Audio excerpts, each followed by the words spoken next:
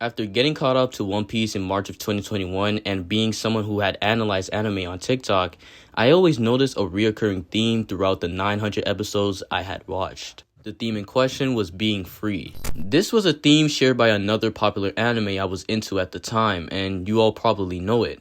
That being Attack on Titan. Even though these two would go about conveying the theme of freedom, One Piece had a more outlandish way of going about it. And once we hit chapter 1044 of the manga, One Piece had officially changed its landscape.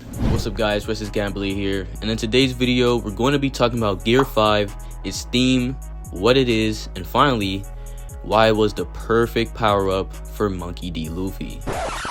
Hey you, you keep tuning into my videos and not subscribing.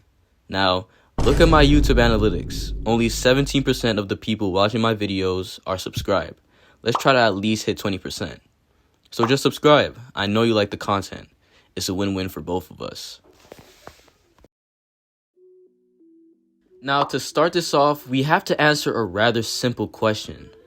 What is Gear 5? Well, from the surface level, it's just Luffy's awakening after he got killed by Kaido, but he doesn't know this, so he calls it his 5th gear. But there's more. Before even the chapter that revealed the transformation, we got lore drops in a weird spot, that being Jinbei versus Who's Who. While Jinbei is on the defensive against Who's Who's various attacks, Jinbei says that he always heard about a rogue CP9 member who got arrested, but it never seemed true. That rogue CP9 member was Who's Who, and he was someone on par with the likes of Lucci. But here's the thing, because of one mistake he made, he's had it rough for over 12 years and eventually left the world government to become a captain and what he is now, a Tobiropo working under Kaido. The quote-unquote mistake he made, which low-key wasn't his fault, was failing to defend the Gum Gum fruit from Shanks' invasion. We actually got to see it, and damn do I feel bad for Who's Who because he had zero chance. Shanks and his entire crew pull up on the CP9 ship that Who's Who and some others were escorting the Gum Gum fruit on. Who's Who is confused on why the hell they're doing this because he thinks the Gum Gum fruit is that of small significance, but little did he know the fruit would literally change the world. But going back to the fight, after he says this, in the next chapter, he mentions a person he was mockingly told to pray to for salvation. The person in question was sun god Nika. He was said to be the one to bring laughter to the lips of all slaves and free them from their suffering. At that moment, when we read this, most of us are like, what the hell is this guy babbling about?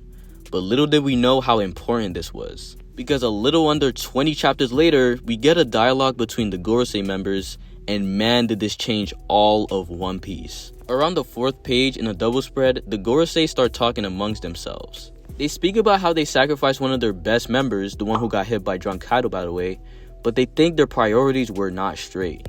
They wanted to snuff out a certain problem, that problem being the Gum Gum fruit that over the span of 800 years, the world government has continuously failed to acquire. One of them supposed that the fruit intentionally avoids them, but another disagrees upon realistic measures. Keep that in mind by the way. But another Gorosei member drops big lore, saying that every Zone Devil Fruit has a will of its own, and that specific one carries the name God in it. Then they say one of the most important lines in all of One Piece. After all, the Gum Gum fruit is really a mythical zone, the human fruit, model Nika. They then give us a small explanation of what the hell the fruit does, and it is absolutely insane. The user gains the property of rubber, like Luffy always had, but also they are only limited by their imagination in combat. It's the most ridiculous power in the world. This is what Gear 5 is. It's the embodiment of freedom. Before the mentions of Sun God Nika or even a potential different devil fruit, Luffy's power literally did not make sense at times. We'll start with the most popular examples. Do y'all remember when Luffy entered Gear 4 Snake Man against Katakuri, and bro literally started changing the trajectory of his attacks in mid-air? That shit never made sense. And actually, I used to argue with my friend about how that shit didn't make sense, but of course, before Gear 5, everyone ignored it, saying, that's how the One Piece world works. Or even when Luffy would literally spawn flames into his hands and use it as an attack. This by itself, I didn't question before because every time he would use it in Gear 2 when he's steaming. But then I realized he literally did it underwater, and I was like, yeah, no, that's bullshit. And a final example that I don't see many people talking about is Luffy's Kong organ. Bro, what the actual f is this? He literally gains 4 extra hands and punches you like it's a machine. It never made sense to me, but of course the older Glazers would always try to argue against me, saying that it's just speed. But now we have an actual answer. This was just what Luffy wanted to do. Luffy wants to swing his punch the other way? Cool, he does it. Luffy wants to spawn flames on his fist even underwater? Boom, he does it. Luffy wants to grow 4 extra arms to increase the amount of damage he does? Yep, he does it. And with the latest episode, it's officially shown that Luffy's imagination with his devil fruit is what allowed this. So what we got is that Gear 5 is the awakening of a devil fruit that allows power bound by only imagination. So how does this fit Luffy so well that I would go out of my way to make a whole video claiming that it's perfect for him? Well, let's look at how Luffy's been using it so far compared to it before his awakening. I think I'll use the Red Hawk example here. Remember when I said it kinda made sense that Luffy could do that because he was always in Gear 2 before then?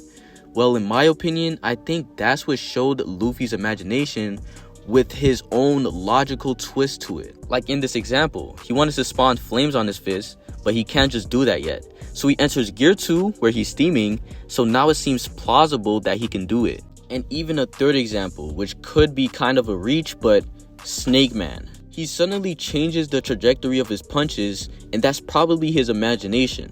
But his logical justification can be seen in Whole Cake Island when he first uses it. In chapter 895, he throws a punch at Cat, and Cat dodges it, but it comes out of nowhere and punches him. He then reads the future and sees that it's just changing the direction suddenly, so he starts dodging more. But as he does this, look at what Luffy says. After him, Python. This could be his logical explanation, that when he's in Snake Man, his fists are literally just like snakes, so that allows him to enforce that, even though it doesn't actually make sense. But now we enter Gear 5. This awakening now allows Luffy to not only perform whatever he imagines, but without the realistic justification. He wants to turn the floor into rubber. He doesn't have to do anything in order to do that. He just does it. And that's why Gear 5 is so perfect for Luffy. Luffy is a dumbass, we all know this. His justifications do not make sense. How do you spawn fire underwater just cause you're in Gear 2? That's a dumbass's thought process. But now, Luffy doesn't even have to think about anything. He just does what he wants because he wants to.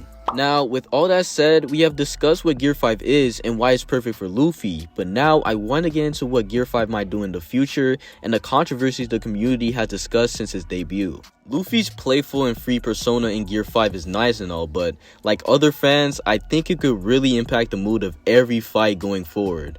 When Luffy was fighting Kaido, it literally felt like a cartoon and I wasn't moved emotionally by any part except for the last one. Now, I think it's too early to fully say it'll ruin every Luffy fight going forward, even though I just said that.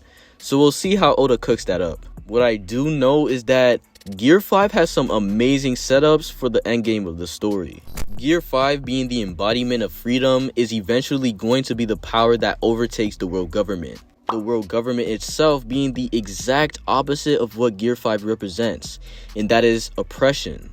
We've seen these themes all too often. Celestial dragons owning slaves, One Piece citizens not having access to free will or speech, or else they'll get eradicated. It's shown so much throughout One Piece, I don't even think I need to give an example for you to understand that. But that sets up Luffy and his Gear 5 to have the ultimate dynamic with the world government's leader, Imu. It all makes sense. Imu's reign of terror and silencing citizens from saying what they want versus Luffy's eventual liberation of said citizens because he is what embodies freedom. Luffy's always been free, but now, as the awakened sun god Nika, like the legend says, he will bring laughter to everyone's lips and free them from their suffering.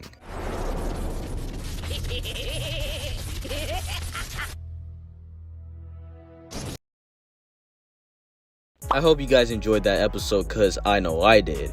But even more, I hope you guys enjoyed this informational video from me. And if you did, which I know since you made it this far, go ahead and subscribe so you can get more of this content in your feed. And I'll catch y'all in the next one.